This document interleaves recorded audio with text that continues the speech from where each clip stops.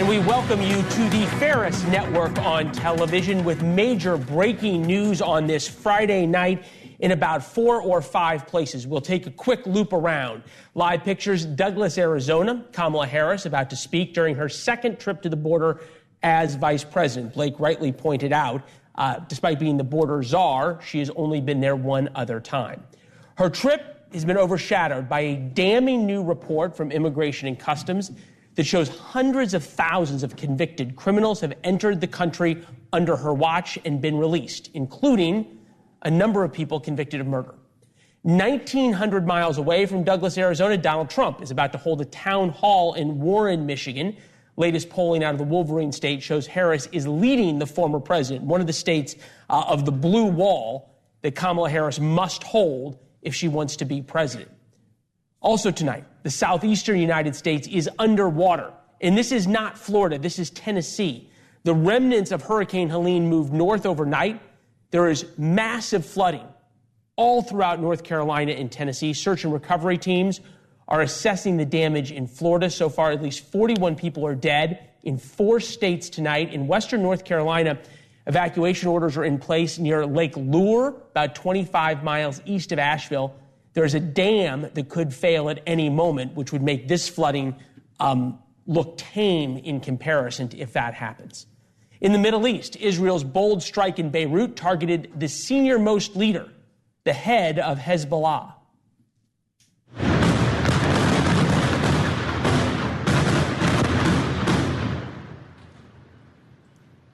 The attack happened almost at the exact same time as Benjamin Netanyahu's speech before the United Nations. The Israelis did not warn the Biden administration before the strike, and the Israelis are completely redrawing the map of the Middle East. The Biden administration is upset, but doesn't seem to be able to stop it. With that, we welcome you on this very, very busy news day. Vice President Harris heading to the border, where she is right now, is a little bit like Donald Trump heading to an abortion clinic. It is confounding. She's expected to announce plans to make it harder for people to claim asylum, begging the question, of course, why she, and for that matter her boss, haven't done that over the past 3.5 years. If you want a preview of her speech, just watch her latest ad.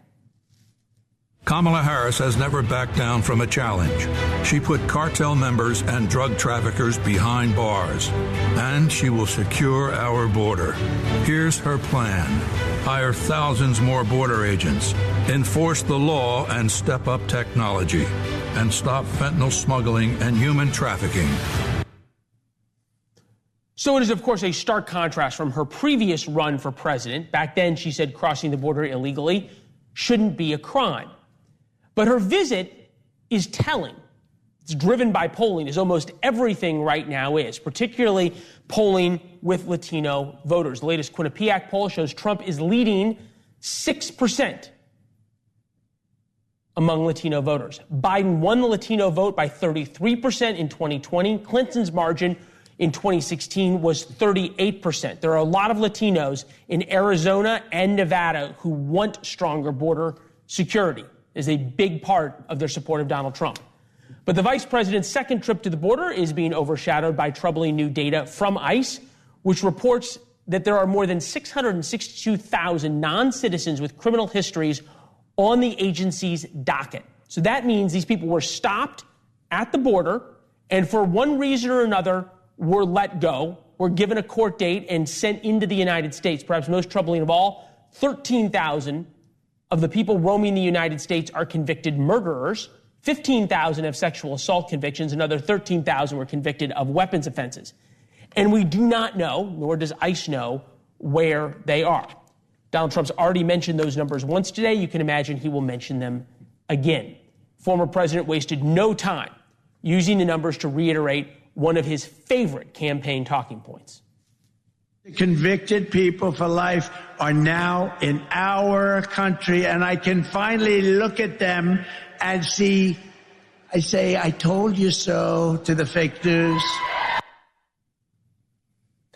The economy and immigration are consistently listed as the two most important issues to voters. It's been the case since the past year, 2 years. Polling from Morning Consult shows Trump leads on those issues, but Harris is starting to chip away at that lead, and that is significant. Tonight, Harris will try to convince voters she is tough on border security, but has not given up on a pathway to citizenship. Thread that needle, and the former president, Donald Trump, could be in real trouble.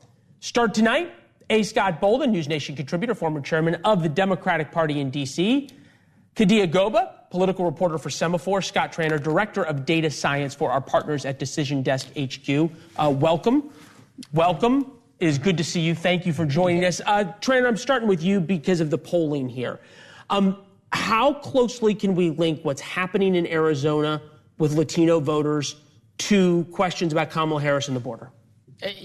Pretty much direct link. Look, we've seen the polling like you've seen put out with Quinnipiac for the last 2 years. The border has become a top 3 issue, not just for Republicans, independents, and Democrats as well. And it is rising amongst the Latino segment. Lots of theories why, but the polling shows it's there. I'm sure we can get into why a little bit later on, and there'll be a lot to talk about, but we know it's big. One of the defining moments of Kamala Harris's vice presidency was her last trip to the border. She sat down with NBC News anchor Lester Holt at that time for, I guess you could say, this memorable moment. Do you have any plans to visit the border? At some point, we are going to the border. We've been to the border. So this whole thing about the border, we've been to the border. We've been to the border. You haven't been to the border. And I haven't been to Europe. And I don't understand the point that you're making. So, Kadia, that was right before, in the weeks before she actually ended up making her border trip. How does the Harris team plan to overcome 3 years of her history with the border? I can tell you she's not going to be playing that clip from 4 years ago, but I think Democrats were very aware that this was going to be probably their biggest hurdle. Just like for Republicans, abortion is something they can't coalesce around. We saw a few weeks ago her starting to message about Trump or leaning on his Republicans in Congress to throw away the border deal. So I think that is probably the message that they, thought they were going to run away with. That's in her ad, too, yeah. For sure. And then, obviously, this trip to the border is obviously another point of or an option that she's trying to say that she addresses it. We do know that she's going to come out, she's going to announce some harsher, or she's going to go further than what Joe Biden did in terms of curtailing border. Right. So we'll see what, transpires. And then, look, you're going to end up with the questions, and Trump's campaign's already putting it out. Well, why aren't you doing all these things you say you want to do now? Scott, I want to get you on these new numbers. 13,000 people that came across that had murder convictions in their home countries and then were let into the United States. Donald Trump has been talking about this going back to the start of his campaign. Here he is, June 16th of 2015. When Mexico sends its people, they're not sending their best. They're not sending you. They're not sending you. They're sending people that have lots of problems, and they're bringing those problems with us. They're bringing drugs. They're bringing crime. They're rapists. And some, I assume, are good people. And he was completely trashed by that. We were told everybody who was coming to America was just looking for a better life like my ancestors were. And now the numbers tell a very different story. Scott, tell me this isn't a problem. Well, in and of itself, being convicted of a crime in another country doesn't stop you from your path to citizenship. And it's a fraction of what's come across the border, even under Donald Trump. So let's be real clear with that. Secondly, what have those individuals done since they've gotten here? We know the statistics show. You're really defending this? No, I'm not defending that. I'm reporting on it. I'm explaining it, okay? If these individuals have come across the border and they got prior convictions and they haven't committed a crime here, which statistics say that they don't commit more crimes than people who are living in the U.S. We can argue about that. We can argue about it, but at the same time, that's the story. That doesn't stop them from coming and having a pathway. So these numbers you don't see as any problem for Kamala Harris?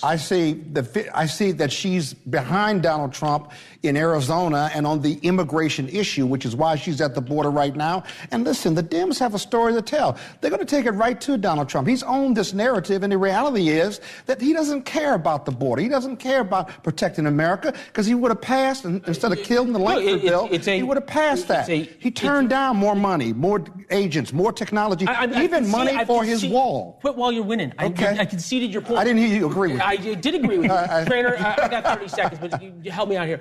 Does this attack on Donald Trump, that he told Republicans not to pass what was a tough border security bill that the Border Patrol endorsed, does that resonate with voters? No, because you know what? Nothing's really going to resonate with voters over the next 30 days because it's very polarized. You opened up at the top of the segment, her going to the border is like Donald Trump going to an abortion clinic. The one thing I would say is I don't know that it's going to win her any voters, but if Donald Trump went to an abortion clinic, he'd probably lose some of his own party. So I look at this as, I look at her going to the border as, I don't know that it's going to make a difference, but it's probably not going to hurt her either. And I think, especially what Scott brought up on the border security and the money and all the bills, like I know about that, we all know about that. The average American doesn't care. Well, the technology. They just want to see something done. We got a long hour all together here. You guys get a cup of coffee. Irwin, Tennessee today. The pictures are stunning, and these are not pictures just from Florida or from the coast.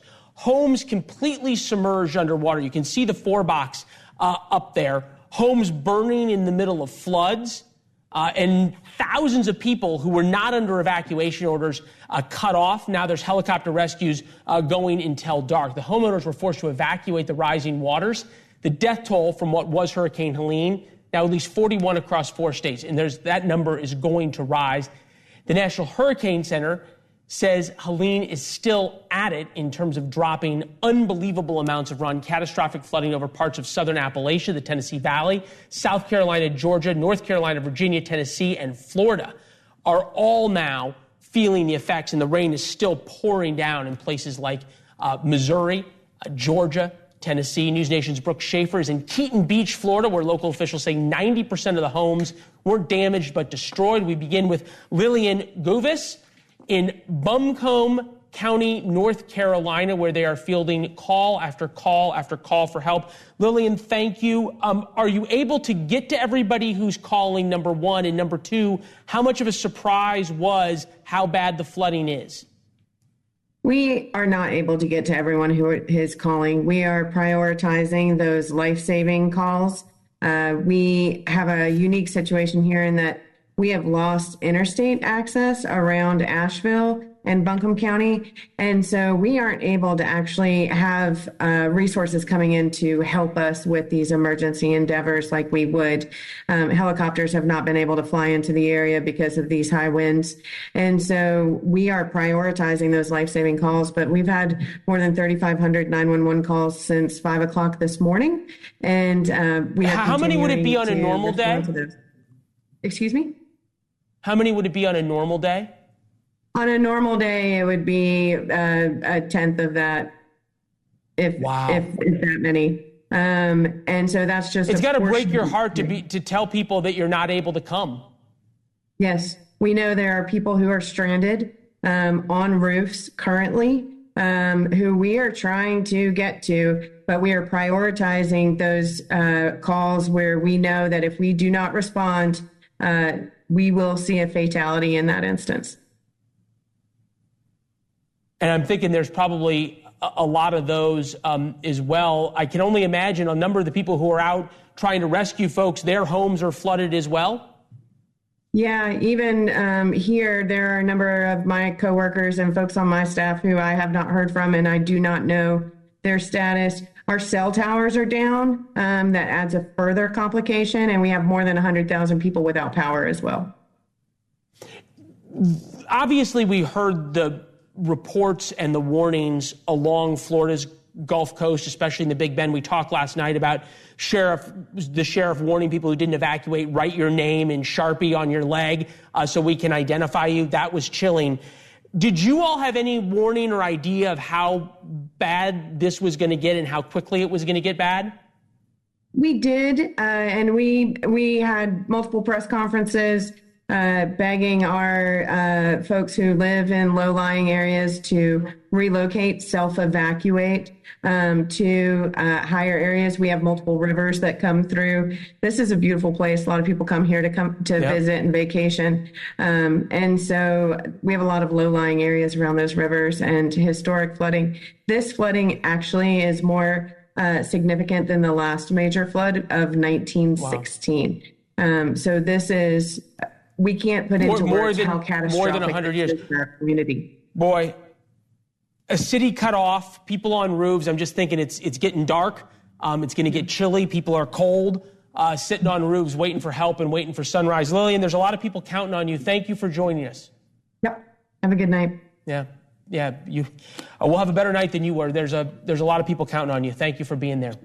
NewsNation's Brooke Schaefer's in Keaton Beach, Florida. 90% of the homes there were destroyed. Brooke, we knew it was going to be bad. As far as you can tell, did everybody get out?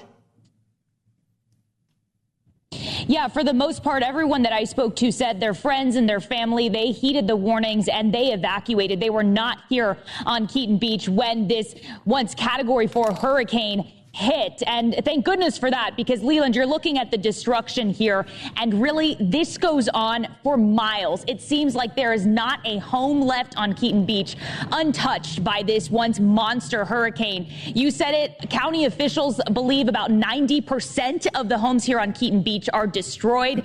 This area saw triple-digit wind speeds. The National Hurricane Center's Storm Surge Unit predicted about 15 feet of storm surge in this area. To give you an idea of what that looks like, I'm told the water hit the second level, at least, of this home here. I talked to a woman earlier. Her grandparents lost their home. I mean, what are the emotions that go through your mind? Devastating.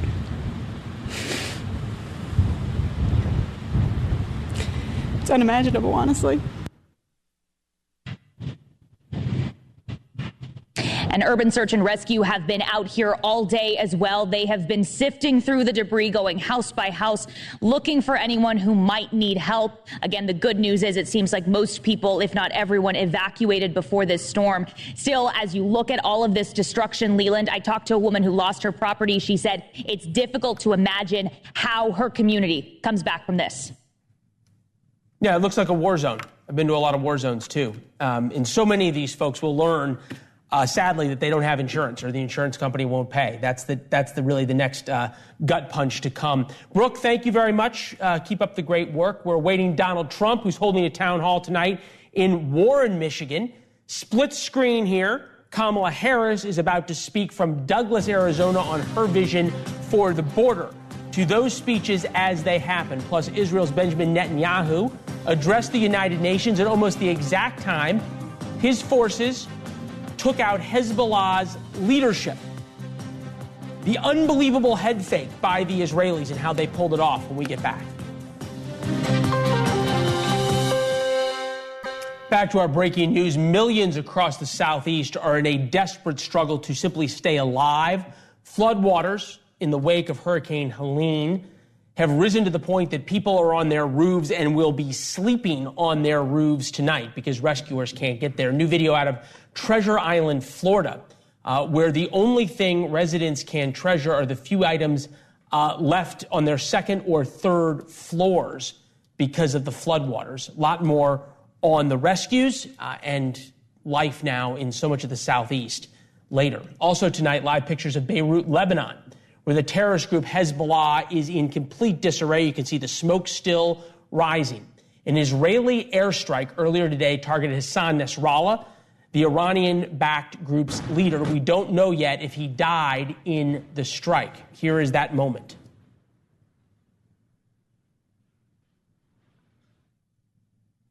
All right. If he did die, the world is unquestionably a better place.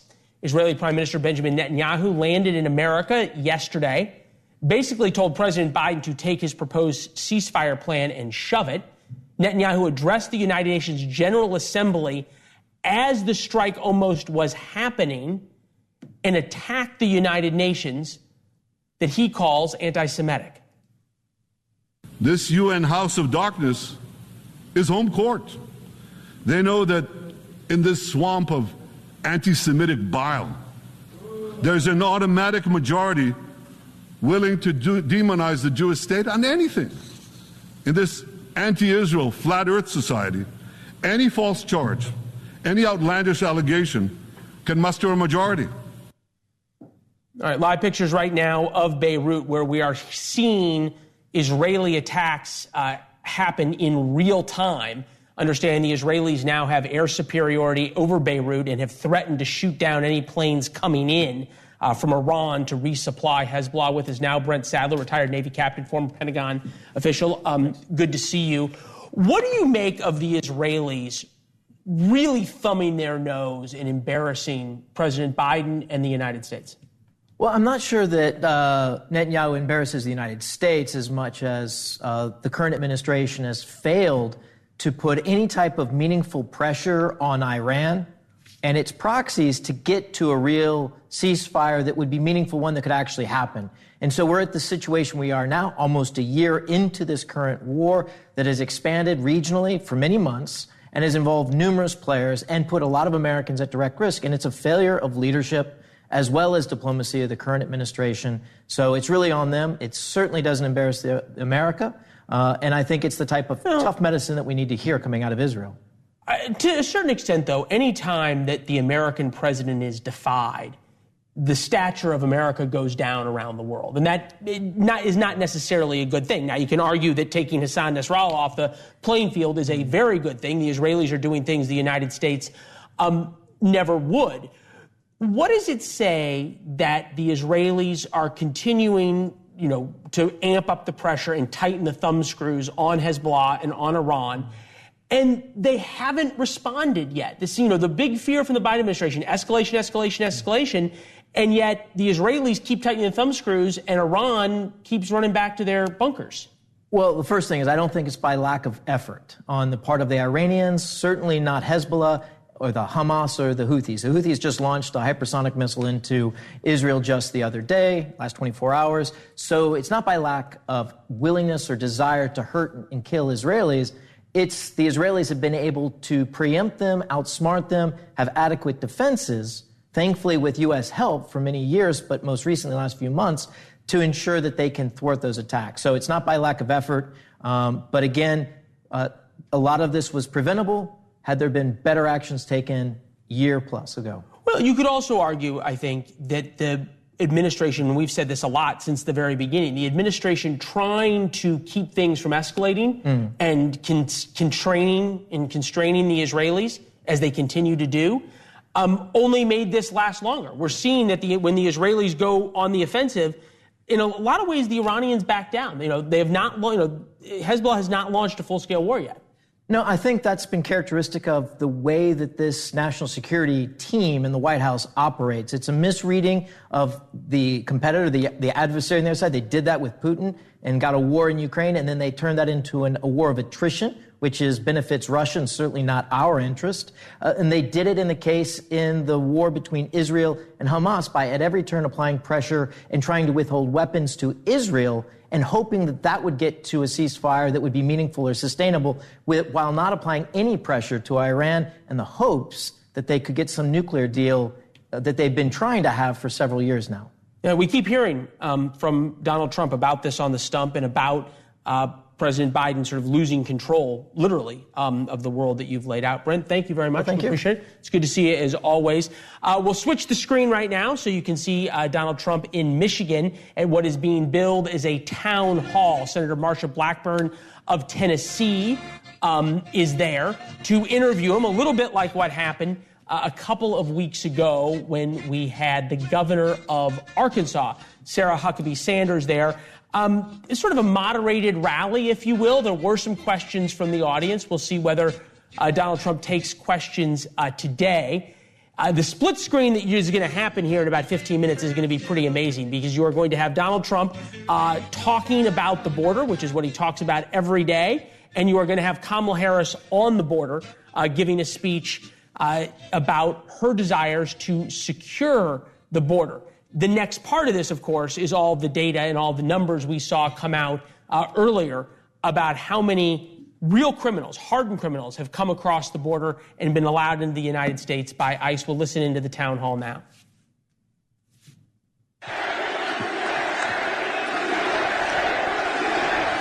Thank you. Well, thank you. Mr. President, it's all yours. Well, it's great to be with you, and this has been a very interesting day. Some numbers came out. Let's give you the bad news first. The worst numbers I think I've ever heard. You know exactly what I'm talking about, with a lot of people being released into our country that should never, ever be here, right? Like nobody can believe, but I've been saying it for 3.5 years because we are the party of common sense. We really know what's going on. And coming out of jails, murderers at levels that nobody thought possible. And it was all done by Comrade Kamala Harris.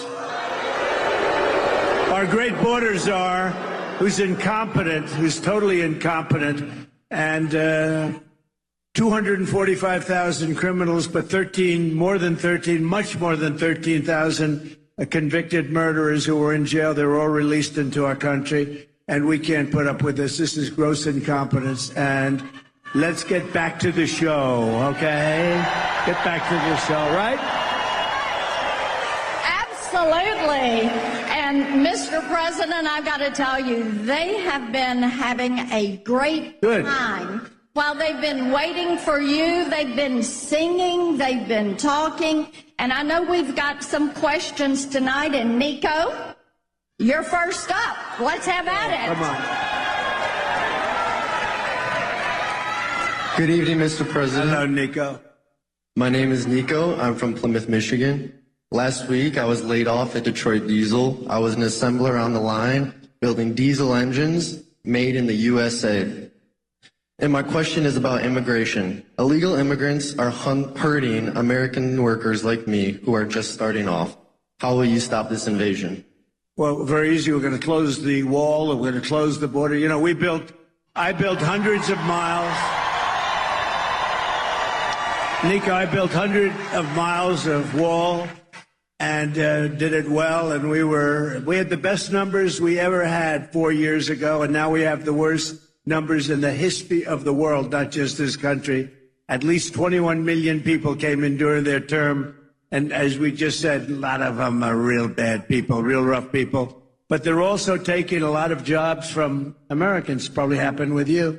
And as the small number of jobs they created were all taken by illegal immigrants in the last short period of time. And we're going to make that change. You look like it'd be great. I'd like to have you make the motor, the engine, the motor of my car any day of the week. I'll bet you did a great job. I'll bet he did a great job. But we're going to bring the automobile business back to this area where it started, and we're going to bring it back at levels that have never been seen before. We're going to be lowering taxes. We're going to be doing a lot of things, but we're lowering taxes. We're going to use tariffs very, very wisely. You know, our country in the 1890s was probably the wealthiest it ever was because it was a system of tariffs. And we had a president, McKinley, right? You remember Mount McKinley? And then they changed the name. But one of those things, he was really a very good businessman, and he took in billions of dollars at the time, which today it's always trillions, but then it was billions and probably hundreds of millions. But we were a very wealthy country, and we're going to be doing that now. We're going to do it where we keep, our enemies and our friends, too. They've taken advantage of us for years on trade. And year by year, all the time, we're losing our companies that make our cars, make the autos. A lot of them are going to Mexico now, and it's Mexico through China because China owns the factories. They're building big factories. They wouldn't have done it with me. They're building big factories, the biggest in Mexico. And they think they're going to make the cars and sell them in and close up Detroit, close up everything in this area, close up South Carolina. And it's not going to happen because we're going to put very heavy tariffs on those cars coming across the border.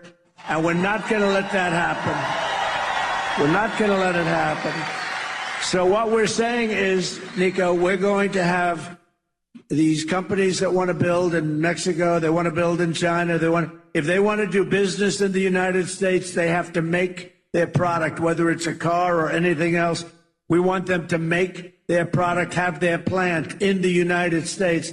This way we employ our people, like Nico, we're going to employ you, I guarantee, and we're going to do it very fast.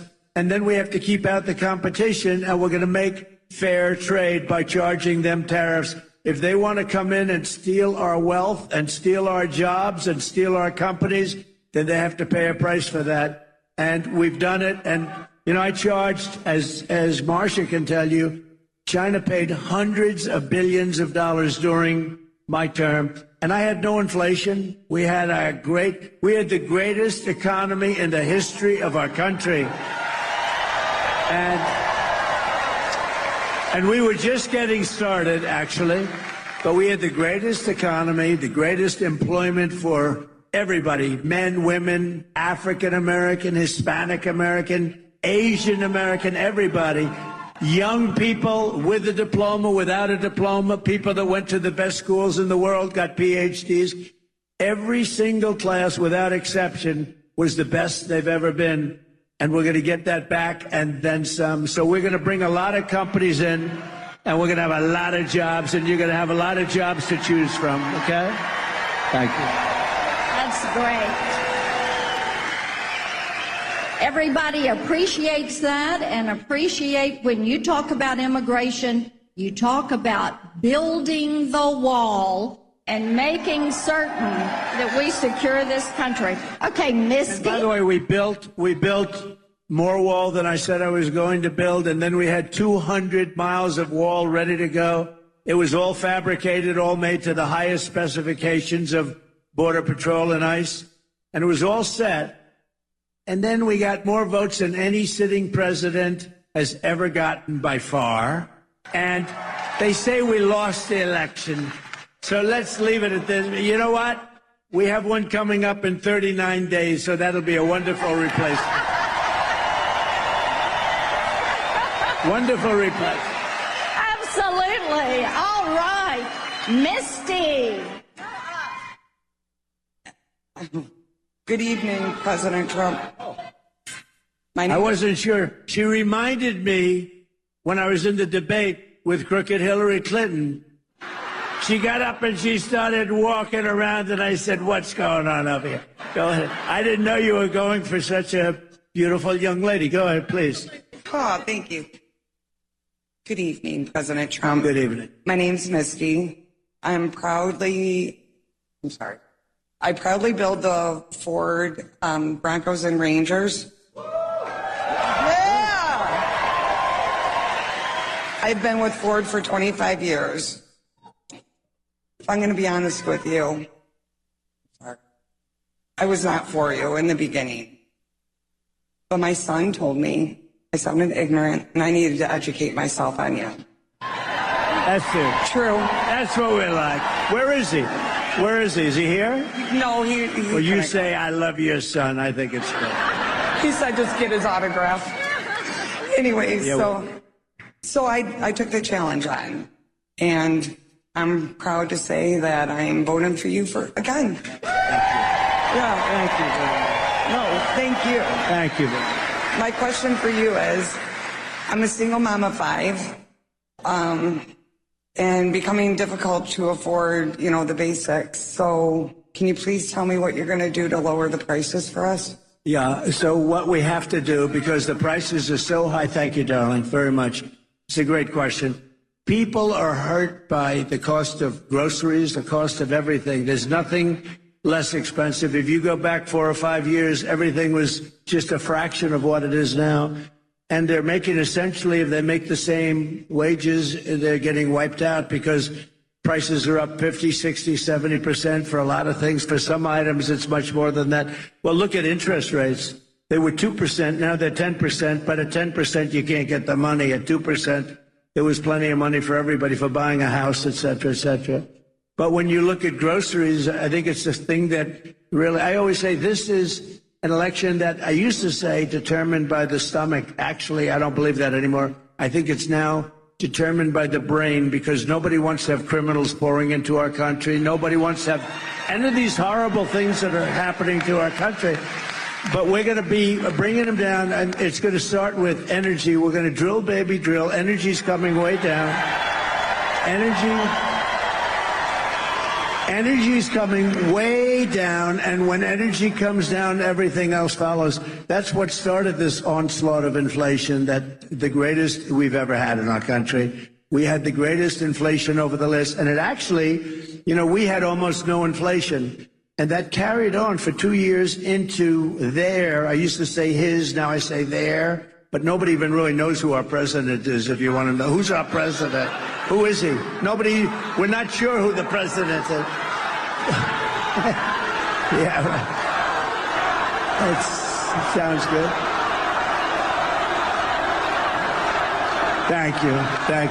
Thank you.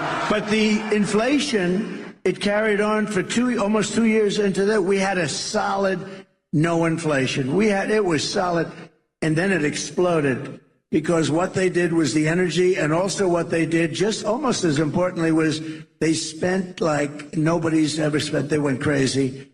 And the Green New Scam, and they were spending on things that didn't help the country. And it also drove. So between the energy and the spending, the inflation went up, and food prices came with it, and rent came with it. Everything came with it. And we had, I think, the worst inflation we've ever had. And we're going to bring it down. So we're going to bring it down with energy and interest rates. The interest rates are going to come down. But first, we're going to get, and here's a statement that I make to you tonight. We are going to have energy. We have more liquid gold, I call it. You've heard that said, liquid gold. That's oil and gas.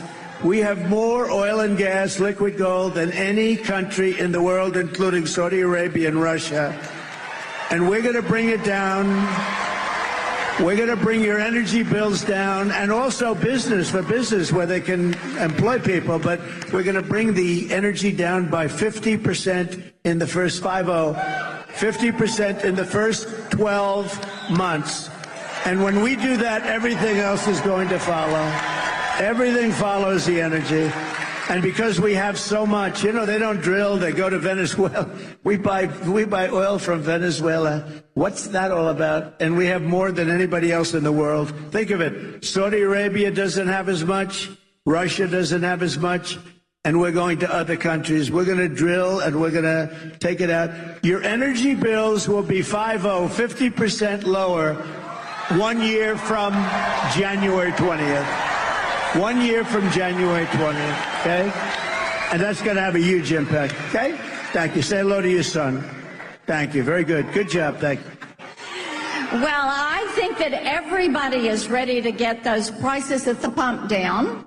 And one thing I found out is 84% of all the cars that these good people made, and 84% of the cars sold in 2023 were gas-powered cars.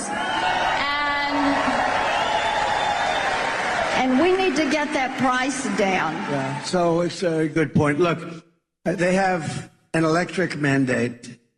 Every car is going to be electric, they say. I will terminate that now. And you have to understand, Elon endorsed me with the strongest endorsement, and we love him, and he's great. And by the way, the Tesla is amazing, but not everybody should have an electric car. It might be 7 or 8% of the market, and then you also want hybrids, and you want to have pure gasoline-driven powered cars. We're going to have everything. The new one is hydrogen. There's one problem. Do you know what the problem is? They blow up. You'll be to the other side of the arena, and you won't feel too good, so until they fix that problem, I'm going to pass personally. If you'd like one, you can buy one, but I'm going to pass.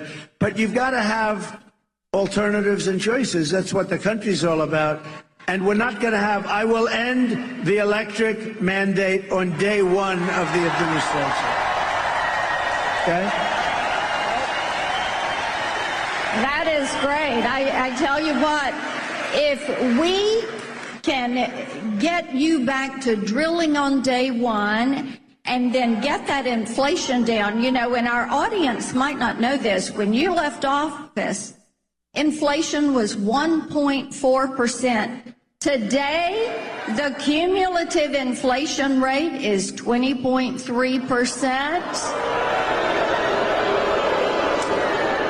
And as Mike Rogers, who's running for Senate here, you're going to have a great senator. Where is he? He's here someplace. Somewhere. Where is Mike? There he is. Yes. Hey, Mike. There he is. All right. Wow. There is Mike. But Mike gave me a great phrase when I was campaigning with him a few days ago. He said, the most expensive vehicle you drive in 2024 is the grocery cart. And Donald Trump is going to get those grocery prices down. All right. We're going to get them down. It's a big deal. The groceries, more than anything else, I talk about what's at the checkout counter, the groceries, and we're going to get it all down. It's going to be done. Not just stopping and holding inflation. That's the easy part. We have this big damage done to our country. We have to get the prices down. Where bacon is up.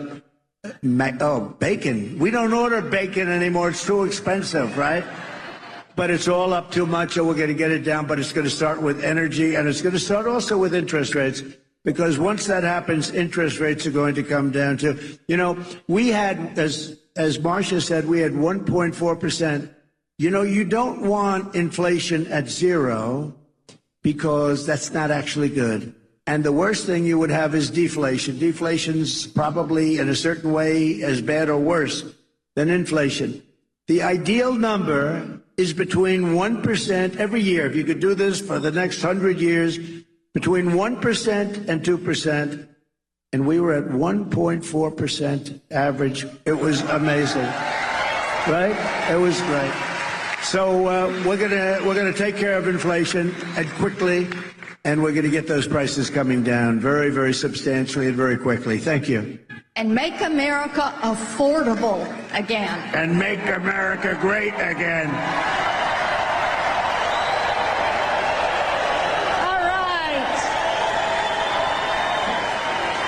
Okay, Tony. Where is Tony? He's over here with a question. Right here. And they're bringing you a microphone. Hello. Have at it. Hello. Good evening, Senator, Mr. President. Welcome to Michigan. As you heard, my name is Tony. Mr. Trump, we met last year at a great round at Bedminster with the Heritage Foundation. Good. Great event. It was an honor. Our company's based here in the U.S. We melt steel, and we make automotive parts out of ductile iron for brake components, axle components. And those are made for the big three here. Sadly, though, we're losing jobs to China, India, Mexico, and it's become more difficult to compete. Manufacturers like us, we are some of the largest users of energy, and under Harris and Biden, the energy costs have tripled.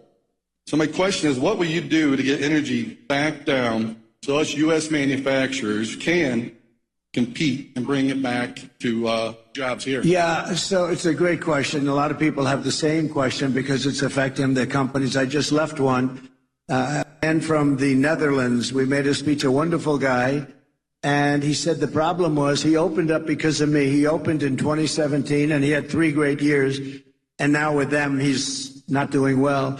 What we're doing is, I said about the energy as to what we do and how we do it. But China's coming in, and you said Mexico. Mexico's a big threat now. Mexico's taking a lot of your business, and we're not going to let that happen. We need a smart series of tariffs and taxes, Marcia, and it's very simple business. You know, China won't take cars from outside of China. They only take them if you build in China. You have to build your factory. So if I'm making a car and I think I'm going to sell it into China, they have a massive over 100% tariff. So what you do is you say, to not pay that tariff, I'm going to have to build my factory in China. And they encourage it. They help it. We're going to be doing the same thing, but we're going to do it even better. We're going to bring cars back. We're going to bring, like you say, what are you, auto parts and things like that, right? We're going to bring that all back to this country. It's all coming back. If they had to pay tariffs on what they're doing and what they're selling into our country, they wouldn't be putting your business out of business if that's where you're going. It will never happen, and we're going to do it just the opposite. Plus, we're lowering the tax rate. So I took it from 39% to 21%. These are for companies, and that's why we had the great numbers for jobs. But now what I'm doing is I'm going, and nobody thought that was possible, and I got it approved by Congress, believe it or not. Now we're going to from 21 to 15%, but you have to make your product in the USA. So if you want to take advantage of the low tax rate, you have to make your product. So we'll be down to 15%. That gives us one of the lowest tax rates in the whole world, so it's more than competitive. Companies will come here. But in addition to that, we're going to keep this really terrible competition. I don't mind the word competition, but it's predatory. And we're going to keep this competition out so that you're able to grow your business and grow it well. And you'll make the product and you'll sell it inside our country. And I know exactly what your situation is, and it's so easy to solve. We're going to need the help of the Senate. We're going to need the help of the House. And if they won't do it, I have the authorization and the power to do it myself, and we'll have to do it. Okay? Well, and that's why we need Mike Rogers Senator Mike Rogers. And we've got Lisa McClain, Congresswoman McClain. Right. Yes. A warrior. Yes, she is a warrior. And the amazing, incredible Congressman John James. Hey, John. Good. And they will help us get this done. I appreciate that you talked about tariffs, and I think it's so important that you continue to call out China, and we support you on that, because we don't want China building those plants in Mexico and then running those cars across the border. Without any tax whatsoever, and putting everybody here in not only danger, it's over. Your union head, I don't know who he is, Sean Fain or something, whoever this guy is, he sold you out because he let Biden, who doesn't know what he's doing, I mean, you probably noticed, he let this guy come up with an all-electric mandate. Those cars are all going to be built in China. We want cars built in the USA. It's very simple. And they're going to come in at levels. We'll be having auto manufacturing at levels that we haven't seen in 50 years. We're going to have a lot of companies coming in, and we're going to make it competitive so they can come in and they can thrive, not like this gentleman where they come in and they dump product. And you know what they do? They dump the product cheaply, and then everyone goes out of business. Then they take over the businesses and they sell it for 2 and 3 times what it was selling for before. The whole thing, it's really not too, you know, Rockefeller in the old days, he used to open a gas station. He used to underprice it by 50 or 100. He'd give the gas away. He'd drive the people out of business around him. Then he'd buy up the gas stations or close them, and he'd make a fortune. That's exactly what they do on an even bigger scale. We're not going to let it happen. It's going to be over. We're going to have a smart system of tariffs. And by the way, if they don't want to play that game, then we're going to get a lot of money from tariffs. So Marsha can tell you, I charged hundreds of billions of dollars to China in tariffs and taxes. No other president has ever charged China 10 cents. And we take in hundreds of billions of dollars, so much so that Biden can't get rid of it. He's still got it on, you know, he wants to, but it's so much money. And frankly, it's a lot of money. But also, if you did get rid of it, they'd come in and they'd put all your businesses out of business. So the Senate and the House have to get really smart on this, because purposely over a period of years, they've given it a bad name. Actually, I consider it one of the most beautiful things I've ever seen. The word tariff, I love it. I think it's beautiful. Almost as beautiful as that chart that I looked to the right. Almost as beautiful. Where is that chart? Where's that chart? Do they have it? I love that chart. Oh, I I love that shot. Whoa. That's one of the most beautiful things I've ever seen. If I didn't look over there real fast, I guess I wouldn't be with you tonight, right? That's I sleep with that chart. I go to bed with it. I kiss it goodnight. I love you, baby.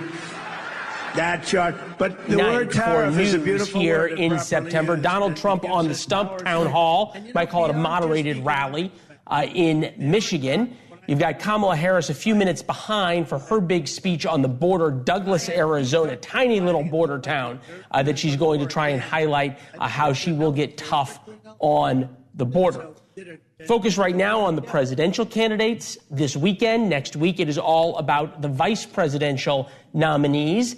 This weekend is the last few days of debate camp for the vice presidential nominees because on Tuesday, it is their debate, one night and one night only, J.D. Vance and Tim Walz. With us now, Bob Barnett, Washington super lawyer, former debate prep team member, Barack Obama and both Clintons. It's good to see you, sir. Hello, Leland. Thank you very much. Who has more to lose, Walz or Vance? I think that vice presidential debates generally don't matter. Sometimes they do. Walter Mondale's debate with Bob Dole probably gave the Carter ticket a couple points. I think the Lloyd Bentsen debate with Dan Quayle probably helped a bit, although they lost. Although they lost. Well, the Sarah Palin debate. I was going to say that next. I think that probably ended up having an impression. But in these vice presidential debates, there are two simple rules. One rule is defend your ticket topper. The other is attack the other person's ticket topper. I've been sitting next to, I think, two presidential candidates over the years when the vice president didn't do rule number one, and it's ugly. So you better be ready to say good things about your ticket topper, and you better be ready to defend their positions. There'll be some attacks back and forth on the two of them. Yeah, but that won't ultimately have a lot of impact. Look, you've been there during the mock debates when they're recording, you go back and you watch and you go on and on. You think about the past couple of months. J.D. Vance, by Axios' count, has done 59 TV and print interviews, some with some pretty hostile news organizations, CNN and others. When Tim Walz has done that, he's done 4 TV interviews, none with hostile groups. Is there a situation where you have that muscle memory of being in a hostile environment, being questioned, and being out of that for so many months really a detriment? Well, let me say first that I'm not sure that J.D. Vance helped himself by doing all those, because out of that came eating pets and executing young babies, and the list goes on and on. I think Walz is doing what he is assigned to do and wants to do, which is going to the important states and meeting the people. And I think that's probably the right strategy for him. You haven't seen a whole lot of controversy except questions being asked about him, but he's done well, and he's presented the position, both the positive position for Harris and the negative criticism of Trump. What does Tim Walz and J.D. Vance have to do? You've got two men who are known to be combative. They certainly have been on cable news. How do you prep them for, number one, not in a rally with sort of a home crowd, but speaking to this huge audience now, the biggest audience they've ever spoken to, of watching this debate, that are in the center, number one? And number two, how do you make two men who are arguing with each other likable, presentable, whatever you want to call it, to female swing voters? I think that you'll find that Vance will spend a lot of time on what I call the fear factor, on immigration, on inflation, on, as I say, eating pets, but also childless women. There'll be a lot of that. I don't expect Walz will do any of that. I think Walz will do some criticisms of those things, but I think he'll mainly talk about the change that Harris and Walz want to bring and the things that they will bring. And look, and to be fair, J.D. Vance is going to go, she's the incumbent. What's different? And there's going to be some interruptions, right? 90-minute debate, no live audience. But unlike the past two presidential debates, hot microphones, Norah O'Donnell, Margaret Brennan. The CNN moderators were criticized roundly for not being tough enough on Trump. They let the debate speak for itself. The ABC moderators largely criticized for being too harsh on Donald Trump and giving Kamala Harris a pass. Where do Brennan and O'Donnell come in? I don't know what they'll do, but I'll tell you what they should do. The moderators should not become the third candidate on the stage. In my view, they should fact check. But if they take the position that they won't fact check, they should at least follow up. So if someone avoids a question or says something misleading, at the very least, I think they should follow up. That's good journalism. So I hope that's the role they'll take. Do so equally if there's, you talk about the criticism of the folks from ABC. They fact checked Trump because there was all that stuff to fact check. There wasn't that much to fact check on Harris. All right. Well, this is a discussion for another time, which we will have. Okay. Mr. Barnett, always good to see you, sir. Thank you very much. We appreciate it. Huge news night on a Friday night in America. Donald Trump, as we said, Warren, Michigan, talking about the economy. Kamala Harris about to talk about the border. No surprise, perhaps, she is giving her big border speech on Friday evening when you've got football on Saturday and Sunday. So there's a reason you talk about things that aren't necessarily popular on Friday nights. The New York mayor indicted, big coverage on that coming up. And also this, as we head into the weekend. There are a lot of Americans right now without homes, and there's others sitting on roofs in floodwaters waiting for rescue. Think about them this weekend. I'll see you Monday.